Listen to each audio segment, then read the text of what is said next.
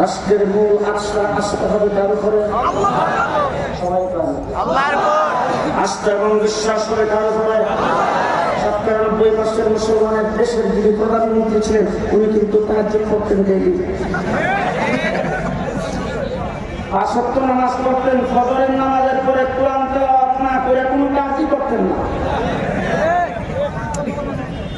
পেছনের দরজা দিয়ে যখন বাগছে গণভবনে ঢুকার পরে মদের বোতল তো পাওয়া গেছে, নামাজের মুসল্লাও পাওয়া যায়নি, কোরআন শরীফও পাওয়া যায়নি। যিনি তাহাজ্জুদ করতেন আর কোরআন তেলাওয়াত করতেন, আলেম উলামায়ে কেরামকে জেলখানার ভিতরে নির্যাতন করেছেন, শাপলা চত্বরে পাখির মতো গুলি করে আল্লাহর ওলিদেরকে হত্যা করেছেন।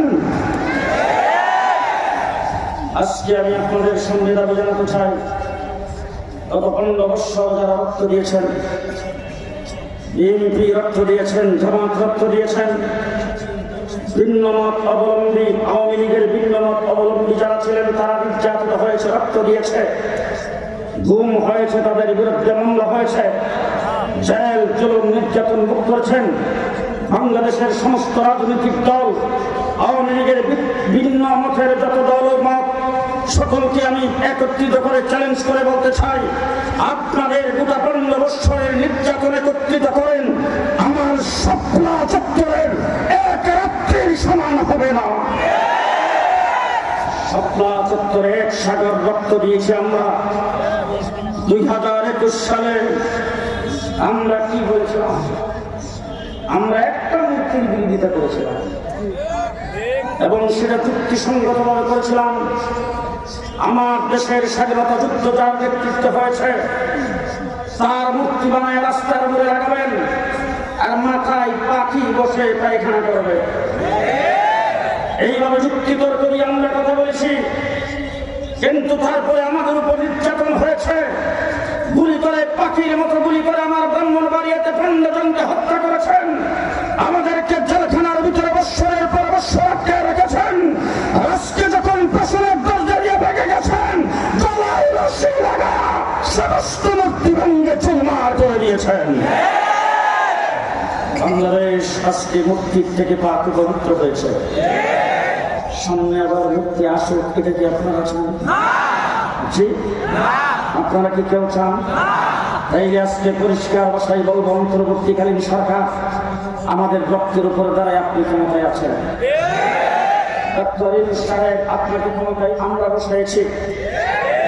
যখন লেডি প্রধানমন্ত্রী যখন ভাবছেন, আওয়ামী লীগ যখন তথ্যের ভিতরে ঢুকে গেছে, তখন পুলিশ বাহিনী ছিল তাদের পুলিশ লীগ, তারাও কাছ থেকে অব্যাহতি দিয়ে ফেলেছেন। রাস্তাঘাটে, থানায়, বাজারে, বন্দরে কোথাও কোনো পুলিশ নাই। আইন শৃঙ্খলার যখন চরম অবনতি হয়েছে, স্কুল কলেজের ছাত্রদের পাশাপাশি আমার কওমি মাদ্রাসার ছাত্ররা বাজার ঘাট, ফুটঘাট, বাড়িঘর সবকিছুতে পাহারা বসাইছে। পুলিশের দায়িত্ব আমরা পালন করেছি। যখন রাস্তায় কোনো ট্রাফিক নাই, রাস্তায় চলাচল করতে যখন সমস্যা, সেই সমস্যা সমাধানের জন্য রাত্র দিন 24 ঘন্টা স্কুল কলেজের ছাত্র ছাত্রীরা যেইভাবে ট্রাফিকের কাজ করেছেন, আমার কওমি মাদ্রাসার ছাত্ররাও তাদের সঙ্গে কাঁধে কাঁধ মিলিয়ে ট্রাফিকের দায়িত্ব পালন করেছেন। এই প্রধানমন্ত্রী আওয়ামী লীগের সর্বপ্রথম গোলাপানিতে মাছ শিকার করার যে কাম কাজ ছিল, সেটা ছিল এদেশের সংখ্যালঘু। তারা ভারতে বসে, মোদির কোলে বসে বাংলাদেশে সংখ্যালঘুদের উপর নির্যাতন হচ্ছে, সংখ্যালঘুদের বাড়িঘর আক্রান্ত, সংখ্যালঘুদের মূর্তি মন্দিরে আক্রমণ হচ্ছে। এই অজুহাত তুলে যখন বাংলাদেশের গোলাপানিতে মাছ শিকার করতে চেয়েছে, দেশের পরিস্থিতি যখন খারাপ করতে চেয়েছে, ওই মুহূর্তে আমার দেশের কওমি মাদ্রাসার আলেম উলামায়ে কেরাম, ছাত্র জনতা, আমরা হিন্দুদের স্থাপনা পাহারা দিয়েছি, তাদের মন্দিরগুলোতে পাহারা বসাইছি। বাংলাদেশে যখন বিচারপতিদের মাধ্যমে যখন টু করতে চেয়েছে, সেটাকে আমরা নস্যাৎ করে দিয়েছি। সচিবালয় আনসারদেরকে দিয়ে গ্রাও করে সেখানে যখন টু করতে চেয়েছে, আমরা সেটাকেও নস্যাৎ করে দিয়েছি। গত 10 তারিখে ঘোষণা দিয়েছিল সারা বাংলাদেশে তারা একযোগে নামবে। ছাত্র জনতা মাঠে ছিল। আমি যেহেতু তোলারাশি সালাম দিতে জানি, তোলারাশি দিয়ে সালাম দিয়ে দেখলাম বাংলাদেশের কোথাও তাদেরকে খুঁজে পাওয়া যায়নি। আমার দেশের ছাত্র জনতার সাথে কাঁধে কাঁধ মিলিয়ে মাঠে ছিলাম। সেই মাঠে থেকে অন্তর্বর্তীকালীন সরকারকে পদে পদে সহযোগিতা করে আসছি। আপনারা আলেম ওলামায়ে কেরামের রক্তের উপরে দাঁড়ায়, রাজনৈতিক দলগুলোর রক্তের উপরে দাঁড়ায়, ছাত্র জনতার রক্তের উপরে দাঁড়ায় আপনারা ক্ষমতায় আছেন। তবে বাংলাদেশের 92% মুসলমানদের দাবি হলো সংবিধান আজকে সংস্কার হবে। সংবিধান প্রণয়নের জন্য কমিশন গঠন করেছেন। আজকে জনতার মাঝে একটা দাবি জানাতে চাই, সেই কমিশনের ভিতরে আলেম ওলামায়ে কেরামকে রাখতে হবে, আলেমদেরকে রাখতে হবে।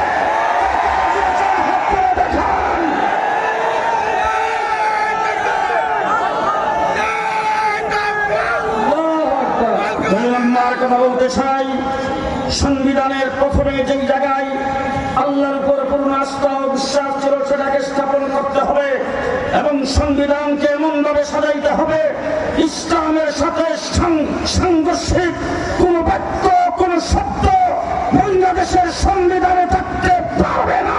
কে কে রাজি আছেন আরেকবার হাত উঠান।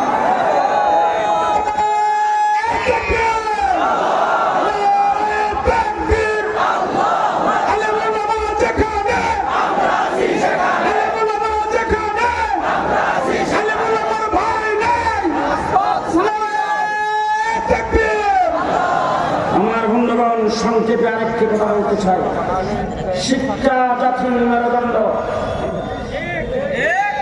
শিক্ষা জাতির প্রাণ। আপনারা যারা এখানে এসেছেন এক কথায় আমার সাথে একমত হবেন, আমরা মুসলমান। ভবিষ্যৎ প্রজন্ম আমাদের সন্তানের এ দেশে মুসলমান হিসাবেই থাকবে। আপনারা একমত? একমত। তাহলে যারা মাদ্রাসায় পড়ে তারা হবে মুসলমান, স্কুলে যারা হবে তাদের জন্য মুসলমানত্বের দরকার নেই।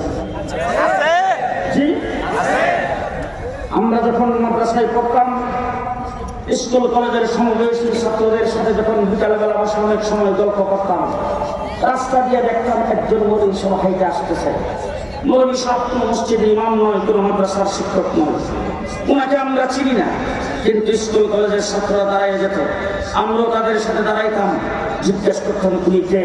তারা আমাদেরকে আস্তে করে বলতো আমাদের স্কুলের মৌলবী মাস্টার। আজকে বাংলাদেশের কোন স্কুলে কোন মৌলবী মাস্টার সবাই করে আছে আছে জি। গোটা বাংলাদেশের স্কুল কলেজে দ্বীনি শিক্ষা ছিল, দ্বীনিয়াত ছিল, ধর্ম শিক্ষা ছিল। সেইগুলিকে সংযোজন করতে করতে কোন স্কুলে কোন মাস্টার রাখা হয় নাই, পরীক্ষার সাবজেক্ট থেকে বাতিল করা হয়েছে। ফলশ্রুতিতে বাংলাদেশের মানুষকে সিলেবাসের ভিতরে ঢুকে সামান্য নাকি বানর থেকে তৈরি। ফলশ্রুতিতে বাংলাদেশের ৯০% মুসলমানের দেশের সিলেবাসের মধ্যে ঢুকেছে শরীফ থেকে শরীফার গল্প। আমার বাংলাদেশের জন্মশিক্ষার সিলেবাসে ঢুকেছে রাম রামায়ণের বিচার। নাস্তিকতাবাদের শিক্ষা চালু করেছিল গত ১৫ বছরে। হেফাজতে ইসলাম বাংলাদেশ গঠন হয়েছে কুদরতে হুদা শিক্ষা কমিশনের মোকাবেলায়। হেফাজতে ইসলামের প্রথম আন্দোলন ছিল শিক্ষানীতি প্রণয়নের বিরুদ্ধে। হেফাজতে ইসলামের প্রথম আন্দোলন ছিল শিক্ষার থেকে দেশের যুব সমাজকে বঞ্চিত করার বিরুদ্ধে। আমার ভাইয়েরা মুফতি ফজলুল হক আমিনী সাহেব হরতাল করেছিলেন শিক্ষানীতির বিরুদ্ধে। যেই শিক্ষানীতি চালু করে এদেশের মানুষকে নাস্তিকের মুক্তার বানাইতে চেয়েছে, সেই শিক্ষানীতিকে বাতিল করে বাংলাদেশে কিন্ডারগার্টেন, প্রাইমারি থেকে শুরু করে ইউনিভার্সিটি লেভেল পর্যন্ত শিক্ষার সর্বস্তরে ধর্মীয় শিক্ষা বাধ্যতামূলক করতে হবে, বাধ্যতামূলক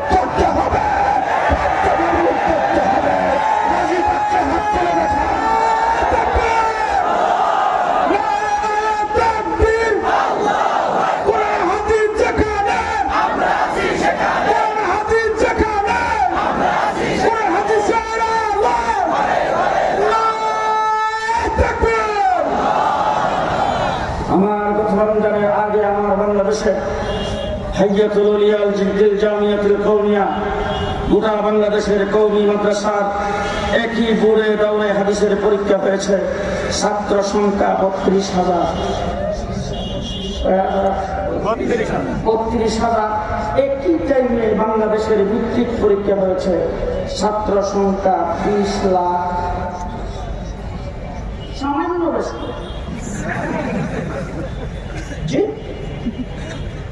32,000 যারা মাদ্রাসায় পড়ে তারা উজুর ফরজ জানবে, গোসলের ফরজ জানবে, তায়াম্মুমের ফরজ জানবে, নামাজের নিয়ম জানবে, নামাজের সুন্নাত জানবে, কোরআন শরীফ সহিহ শুদ্ধ তেলাওয়াত করবে, দোয়া কালাম জানবে, মাসনুন দোয়াগুলি জানবে, উঠতে বইতে নবীর সুন্নাত জানবে, সবকিছু জানবে। আর 20 লাখ যারা ভিত্তিক পরীক্ষা দিয়েছে তাদের জন্য উজুর ফরজের দরকার নাই।